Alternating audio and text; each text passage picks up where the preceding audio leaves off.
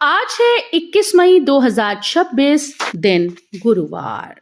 Welcome back to clean news MP. चलिए देखते हैं मध्य प्रदेश की 25 फटाफट बड़ी खबरों को। इससे पहले आप न्यूज को कहां से देख रहे हैं हमें कमेंट में बताना बिल्कुल ना भूलें। साथ ही हमारे फेसबुक पेज को भी फॉलो करें। फेसबुक पेज का लिंक डिस्क्रिप्शन में दिया गया है। सीएम मोहन यादव का बड़ा ऐलान, रोजगार सहायकों की रिटायरमेंट उम्र 62 साल।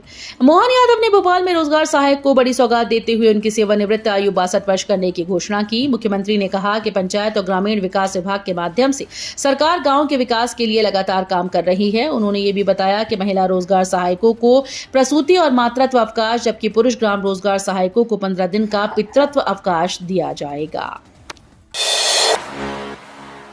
भोशाला में पहली बार मवाग देवी की महाआरती की तैयारी, शुक्रवार को आयोजन।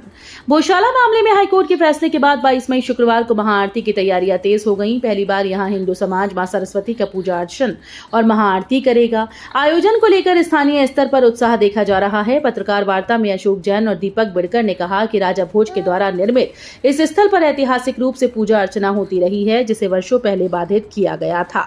अब एक बार फिर से यहां धार्मिक गतिविधियों की शुरुआत को लेकर तैयारियां पूर्ण कर ली गई। बीएचयू में पीजी दाखिले की प्रक्रिया शुरू, ऑनलाइन आवेदन आमंत्रित।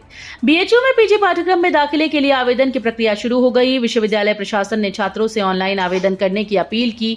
प्रवेश प्रक्रिया के तहत योग्य अभ्यर्थियों को विभिन्न स्नातकोत्तर कोर्सेज में दाखिले का अवसर मिलेगा। वहीं दूसरी ओर भोपाल में आयोजित स्टार्टअप महाकुंभ 2025 के समापन सत्र में मोहन यादव ने लघु उद्योगों को देश की अर्थव्यवस्था की रीढ़ बताते हुए कई अहम घोषणाएं की। सीएम मोहन यादव की गूगल के साथ हाई लेवल बैठक, एआई और स्मार्ट गवर्नेंस पर फोकस। मोहन यादव आज भोपाल में गूगल के वरिष्ठ प्रतिनिधियों के साथ हाई लेवल रणनीतिक बैठक करेंगे। विज्ञान और प्रौद्योगिकी विभाग के समन्वय से होने वाली इस बैठक का उद्देश्य मध्य प्रदेश में एआई आधारित डिजिटल ट्रांसफॉर्मेशन और स्मार्ट गवर्नेंस को बढ़ावा देना है। बैठक में गूगल क्लाउड इंडिया के वरिष्ठ अधिकारी, एपीएसी क्षेत्र के निदेशक और वैश्विक विशेषज्ञ शामिल होंगे। एमपी में गेहूं खरीदी 28 मई तक बढ़ी, किसानों को राहत। मोहन यादव ने किसानों को बड़ी राहत देते हुए गेहूं उपार्जन की अंतिम तिथि 23 मई से बढ़ाकर 28 मई कर दी है। जिन किसानों के स्लॉट पहले से बुक हो चुके हैं, उनका गेहूं अब नई तारीख तक खरीदा जाएगा। सरकार का दावा है कि इस वर्ष मध्य प्रदेश में करीब 100 लाख मीट्रिक टन गेहूं उपार्जन का लक्ष्य हासिल किया जाएगा। मुख्यमंत्री ने कहा कि राज्य सरकार किसान कल्याण के लिए लगातार फैसले ले रही है और इससे किसानों को सीधा लाभ मिल रहा है। एमपी में पेट्रोल डीजल महंगा, लगातार बढ़ते दामों से जनता पर दबाव। मध्य प्रदेश में पेट्रोल डीजल की कीमतों में लगातार बढ़ोतरी से आम जनता पर महंगाई की दोहरी मार पड़ रही है। तेल कंपनीज ने हाल ही में 90 पैसे प्रति लीटर की बढ़ोतरी की, जबकि इससे पहले भी दामों में 3-3 रुपए की वृद्धि की जा चुकी है। पिछले 5 दिनों में कुल मिलाकर करीब 4 रुपए प्रति लीटर की बढ़ोतरी दर्ज हुई। राज्य में वैट टैक्स ज्यादा होने के चलते कीमतें अन्य राज्यों की तुलना में लगभग 12 रुपए तक अधिक है। भोपाल स्विमिंग पूल में क्लोरीन गैस लीक, 4 बच्चों की तबीयत बिगड़ी। भोपाल के तुलसी नगर स्थित प्रकाश तरण पुष्कर स्विमिंग पूल में बुधवार शाम क्लोरीन गैस लीक होने से 4 बच्चों की तबीयत बिगड़ गई। घटना के समय पूल में करीब 20 से 25 बच्चे स्विमिंग कर रहे थे। अचानक कुछ बच्चों को खांसी और सांस लेने में दिक्कत हुई, जिससे मौके पर अफरा तफरी मच गई। परिजनों ने तुरंत सभी प्रभावित बच्चों को जयप्रकाश अस्पताल पहुंचाया। इंदौर में ब्रिक्स देशों की बड़ी बैठक, स्टार्टअप और इनोवेशन पर मंथन। इंदौर में आज से ब्रिक्स देशों के युवा उद्यमियों की 2 दिवसीय अंतर्राष्ट्रीय बैठक शुरू हो रही है। भारत की ब्रिक्स अध्यक्षता के तहत आयोजित इस कार्यक्रम में सदस्य देशों के प्रतिनिधि, युवा उद्यमी और नीति विशेषज्ञ शामिल होंगे। बैठक का मुख्य विषय सुदृढ़ता, नवाचार, सहयोग और स्थिरता के लिए निर्माण रखा गया है। कार्यक्रम में डिजिटल इनोवेशन, स्टार्टअप इकोसिस्टम, समावेशी विकास और सतत विकास जैसे मुद्दों पर चर्चा होगी। देशव्यापी ट्रक हड़ताल से थमेंगे पहिए, ग्वालियर चंबल का बाजार होगा प्रभावित। मध्य प्रदेश में आज से शुरू हो रही देशव्यापी ट्रक हड़ताल का असर ग्वालियर चंबल क्षेत्र के बाजारों पर भी देखने को मिलेगा। All India motor transport Congress के आह्वान पर ट्रांसपोर्टर 3 दिन तक हड़ताल पर रहेंगे। इसके चलते शहरों में माल की लोडिंग और सप्लाई प्रभावित हो सकती है। हड़ताल दिल्ली एनसीआर में लागू नियमों और लगातार बढ़ती डीजल पेट्रोल कीमतों के विरोध में की जा रही है। एमपी में नई ट्रांसफर पॉलिसी लागू, इन 3 बीमारियों से ग्रसित कर्मचारियों को मिलेगी राहत। मध्य प्रदेश सरकार ने मोहन कैबिनेट की बैठक में वर्ष 2026 की नई स्थानांतरण नीति को मंजूरी दी है। नई नीति के अनुसार प्रदेश में 1 जून 2026 से 15 जून 2026 तक अधिकारियों और कर्मचारियों के तबादले किए जाएंगे। इस अवधि में विभागीय स्तर पर ट्रांसफर की प्रक्रिया पूरी होगी। बता दें कि सामान्य प्रशासन विभाग ने ड्राफ्ट तैयार कर मुख्यमंत्री सचिवालय भेजा था। सीएम और मंत्रियों की सहमति के बाद नीति को अंतिम रूप दिया गया। श्री काल भैरव मंदिर में वीआईपी दर्शन शुरू, 500 रुपए में सीधे गर्भगृह से दर्शन। उज्जैन के विश्व प्रसिद्ध श्री काल भैरव मंदिर में अब श्रद्धालुओं के लिए वीआईपी और शीघ्र दर्शन व्यवस्था शुरू हो गई। बुधवार से लागू इस सुविधा के तहत भक्त 500 रुपए का टिकट लेकर सीधे गर्भगृह से दर्शन कर सकेंगे।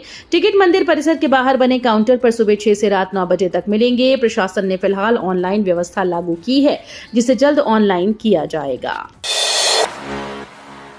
ग्वालियर पहुंचा राज्य वित्त आयोग, शहर विकास को लेकर जनप्रतिनिधियों से चर्चा। ग्वालियर में नवगठित राज्य वित्त आयोग ने शहर विकास को लेकर महत्वपूर्ण बैठक की। सर्किट हाउस में आयोजित इस बैठक की अध्यक्षता जयभान सिंह पवैया ने की। बैठक में महापौर शोभा सिकरवार, पूर्व विधायक सतीश सिकरवार और अन्य जनप्रतिनिधियों ने हिस्सा लिया। इस दौरान शहर के विकास कार्यों, वित्तीय जरूरतों और स्थानीय निकायों को मजबूत बनाने पर चर्चा हुई। आयोग ने जनप्रतिनिधियों से सुझाव लेकर विकास योजनाओं को प्रभावी बनाने की बात कही। फसल नुकसान के सर्वे में अब तकनीक का इस्तेमाल, सैटेलाइट से होगा आकलन। शिवराज सिंह चौहान ने फसल बीमा योजना को लेकर बड़ा बदलाव करने की जानकारी दी। अब प्राकृतिक आपदा से फसल नुकसान का आकलन पारंपरिक सर्वे की जगह सैटेलाइट तकनीक के जरिए किया जाएगा। सरकार का मानना है कि इससे सर्वे में गड़बड़ी और विवाद की संभावना कम होगी और किसानों को सही और समय पर बीमा का लाभ मिलेगा। प्रधानमंत्री फसल बीमा योजना के तहत नई तकनीक अपनाने से नुकसान का अधिक सटीक आकलन संभव होगा। बरगी क्रूज हादसे में 13 मौतों के बाद एसओपी और सुरक्षा व्यवस्था पर उठे सवाल। मध्य प्रदेश के जबलपुर स्थित बरगी जलाशय में हुए क्रूज हादसे में 13 लोगों की मौत के बाद पर्यटन व्यवस्था और सुरक्षा मानकों पर गंभीर सवाल खड़े हो गए।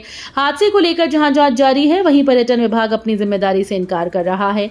अधिकारियों का कहना है कि उस शाम मौसम साफ था और अचानक बदलाव से दुर्घटना हुई। विभाग ने यह भी दावा किया कि लाइफ जैकेट पर्याप्त थे, लेकिन उन्हें पहनना अनिवार्य नहीं था। कान्हा टाइगर रिजर्व में बाघों की मौत से हड़कंप, 1 महीने में 6 मौतें।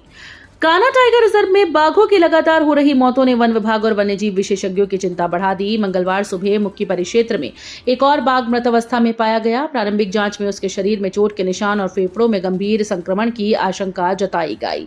इससे पहले भी अप्रैल में एक बाघिन और उसके 4 शावकों की मौत हो चुकी थी। 1 महीने में 6 बाघों की मौत ने रिजर्व प्रबंधन के सामने गंभीर चुनौती खड़ी कर दी। टिशा मौत मामला, दोबारा पोस्टमार्टम की मांग खारिज, जांच पर बड़ी निगाहें। मध्य प्रदेश के कटारा हिल्स इलाके में रिटायर्ड जज गिरिबाला सिंह की बहू टिशा शर्मा की संदिग्ध मौत मामले में बड़ा न्यायिक घटनाक्रम सामने आया। जिला न्यायालय ने शव का दोबारा पोस्टमार्टम कराने की मांग को खारिज कर दिया। परिवार ने शुरुआती पोस्टमार्टम रिपोर्ट में चोटों के निशान मिलने का दावा करते हुए हत्या की आशंका जताई थी। इसी आधार पर पुनः पोस्टमार्टम और स्वतंत्र जांच की मांग की गई थी। रुपया लगातार दबाव में, डॉलर के मुकाबले 96.78 तक पहुंचा। भारतीय रुपये लगातार दबाव में है और अमेरिकी डॉलर के मुकाबले कमजोर होकर 96.78 के स्तर पर पहुंच गया है। सोने और चांदी पर आयात शुल्क बढ़ाने जैसे सरकारी कदमों के बावजूद मुद्रा को मजबूती नहीं मिल पा रही। बाजार विशेषज्ञों के अनुसार वैश्विक आर्थिक परिस्थितियों और डॉलर की मजबूती का असर रुपये पर साफ दिखाई दे रहा है। वहीं दूसरी ओर सोने और चांदी की कीमतों में हल्की गिरावट दर्ज की गई है। स्थिति को देखते हुए आने वाले दिनों में मुद्रा बाजार में उतार चढ़ाव की स्थिति जारी रहने की संभावना जताई जा रही है। इंदौर में ट्रैफिक नियम तोड़ने पर सख्ती, 350 ड्राइविंग लाइसेंस निलंबित। इंदौर में ट्रैफिक नियमों के उल्लंघन पर प्रशासन ने बड़ी कार्रवाई करते हुए साल अब तक करीब 350 ड्राइविंग लाइसेंस निलंबित कर दिए। वहीं 34 वाहन चालकों को नोटिस जारी कर जवाब मांगा गया कि उनके लाइसेंस क्यों न रद्द किए जाएं। अधिकारियों के अनुसार हेलमेट न पहनना, रेड सिग्नल तोड़ना, ओवर स्पीडिंग और गलत दिशा में वाहन चलाना जैसे मामलों पर विशेष अभियान चलाया जा रहा है।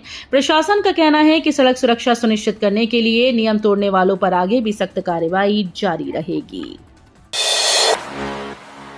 अमरनाथ यात्रा में यात्रियों को मिलेंगे RFID कार्ड, हल पर ट्रैक होगी लोकेशन। अमरनाथ यात्रा को लेकर तैयारियां तेज हो गई हैं। इस बार यात्रियों की सुरक्षा के लिए विशेष इंतजाम किए जा रहे हैं। यात्रा शुरू होने से पहले श्रद्धालुओं को RFID कार्ड दिए जाएंगे, जिनकी मदद से उनकी लोकेशन लगातार ट्रैक की जा सकेगी।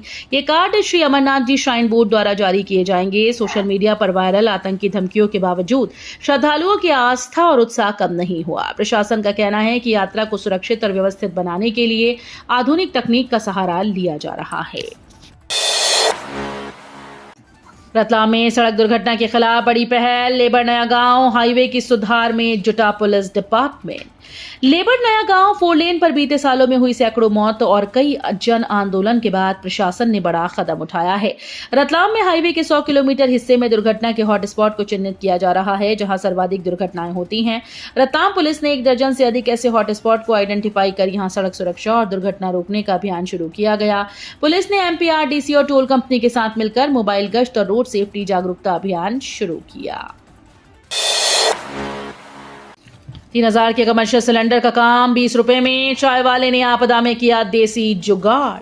कमर्शियल गैस सिलेंडर महंगा होने के कारण छोटे दुकानदारों के व्यवसाय पर संकट आ गया है, लेकिन सागर कलेक्ट्रेट परिसर में छोटी सी चाय नाश्ते की गुमटी चलाने वाले दुकानदार ने इस आपदा में अनोखा जुगाड़ बना दिया और मामूली खर्च में ईंधन का विकल्प तैयार कर लिया है। दुकान संचालक का दावा है कि एक दिन के ईंधन का खर्च उन्हें सिर्फ 20 रुपए आ रहा है।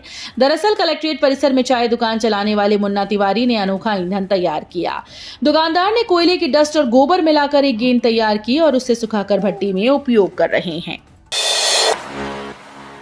साइलो बैग में 100 क्विंटल गेहूं खराब। मंत्री गोविंद सिंह राजपूत ने दिए कार्रवाई के निर्देश। खाद्य नागरिक और उपभोक्ता संरक्षण मंत्री गोविंद सिंह राजपूत ने खाद्य मंडी कृषि और उपार्जन की समीक्षा बैठक कलेक्टर सभागार में ली। इस बैठक में मंत्री गोविंद सिंह राजपूत ने मिल रही शिकायतों को लेकर नाराजगी जताई और साफ तौर पर कहा कि अगर संबंधित विभागों के अधिकारियों को लेकर किसानों की शिकायतें आती हैं तो उन पर कड़ी कार्रवाई की जाएगी। वहीं उन्होंने कहा कि MSP पर खरीदी के दौरान माल जमा होते ही तत्काल स्वीकृति पत्र जारी करें ताकि जल्द भुगतान हो सके। पन्ना में विस्थापित बांग्लादेशियों की जमीनों का हो रहा नामांतरण। आगामी चुनाव में वोटिंग का करेंगे बहिष्कार। बांग्लादेश से विस्थापित बांग्लादेशी शरणार्थी पन्ना के कई गांवों में पिछले कई सालों से निवास कर रहे हैं। इन बांग्लादेशियों के पन्ना में दर्जनों गांव स्थित हैं, जहां पर ये बंगाली समुदाय 60 वर्षों से निवास कर रहे हैं। इन गाँव में अब निजी लोगों के पट्टे बंगाली समुदाय की जमीन पर खुल रहे हैं। इन विस्थापितों का आरोप है कि तहसीलदार द्वारा बिना जांच पड़ताल कर इन जमीनों का नामांतरण किया जा रहा है। बंगाली समुदाय ने जनसुनवाई के अलावा कलेक्टर से इस मामले की शिकायत की। शहडोल पहुंचे RSS प्रमुख मोहन भागवत। 3 दिन रहेगा high security alert. Mohan Bhagwat पहली बार शहडोल दौरे पर पहुंचे हैं। उनके आगमन को लेकर जिले में सुरक्षा के कड़े इंतजाम किए गए।